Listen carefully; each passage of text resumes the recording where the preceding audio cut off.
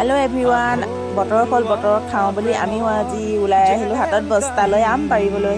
এয়া আম পাৰি মেলি হৈ গ'ল, চাওকচোন বস্তাত ভৰাই ল'লোঁ আৰু আমি আজি ক'ৰবাত খামগৈ বুলি। এয়া আহি পালোঁহি পুটপুটি ঘৰ, তাই আজি আমাক আম কাটি খুৱাম বুলি কোৱা দেখি আহিলোঁ। এতিয়া এওঁ আহি দেখিছোঁ শুয়ে আছে, বৰ ভাল পাইছে চাগে, বতৰটো বৰ ভাল যে। এয়া এতিয়া আমি আম কাটিবলৈ লৈছোঁ।